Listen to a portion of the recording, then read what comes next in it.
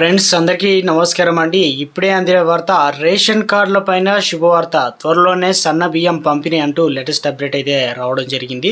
ఆ వివరాలు ఏంటన్నది వీడియోలో తెలుసుకుందామండి. ఈ వీడియోను పూర్తిగా చూడండి, స్కిప్ చేయకుండా ఇన్ఫర్మేషన్ అర్థమవుతుంది. అదేవిధంగా మొదటిసారి ఇంకా ఛానల్ సబ్స్క్రైబ్ చేయకుండా వీడియోస్ ఉన్నట్లయితే దయచేసి మన ఛానల్ సబ్స్క్రైబ్ చేసుకొని బెల్ బటన్ యాక్టివేట్ చేసుకోండి. ప్రభుత్వం నుంచి వచ్చే లేటెస్ట్ అప్డేట్ అన్నీ కూడా అందరికంటే ముందుగానే అందించడం జరుగుతుంది. అదేవిధంగా చూస్తున్నారు కదా, లైక్ చేయడం మర్చిపోతున్నారు.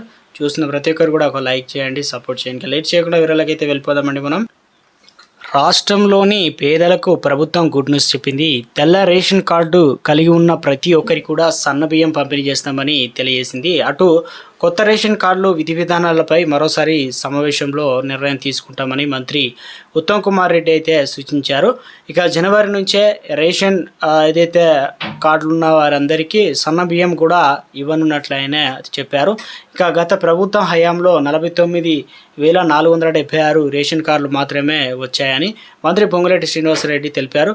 ఉప ఎన్నిక ఉన్న నియోజకవర్గంలో కార్డులు ఇచ్చినందున ఇక పేదలకు సన్న బియ్యం అందిస్తామనే హామీ మేరకు కాంగ్రెస్ ప్రభుత్వం చర్యలు చేపట్టింది.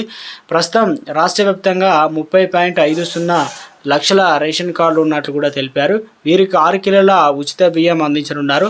ఈ నెల 21వ తేదీన కేబినెట్ సబ్ కమిటీ మరోసారి సమావేశం అయితే కానుంది. ఈ సమావేశంలోనే తెల్ల రేషన్ కార్డులకు సంబంధించి మంజూరుకు విధి విధానాలు కూడా వెల్లడిస్తామని తెలిపారు. తెల్ల రేషన్ కార్డులు అదేవిధంగా హెల్త్ కార్డులు కూడా మంజూరు చేయనున్నట్లు మంత్రులు అయితే చెప్పారు. అంటే ప్రస్తుతం మన దగ్గర ఉన్నటువంటి రేషన్ కార్డుల స్థానంలో స్మార్ట్ కార్డులు అదేవిధంగా హెల్త్ కార్డులు రెండు కూడా ప్రభుత్వం అయితే అక్టోబర్ నుంచే మనకు ప్రభుత్వం ఇవ్వడానికి సిద్ధమవుతుంది. అదేవిధంగా రేషన్ కార్డు లేని వారు కూడా దరఖాస్తు అయితే చేసుకోవాలి అక్టోబర్ నుంచి అని చెప్పేసి మంత్రి ఉత్తమ్ కుమార్ రెడ్డి స్పష్టం చేశారు. సో గుడ్ న్యూస్ అయితే అందించారు.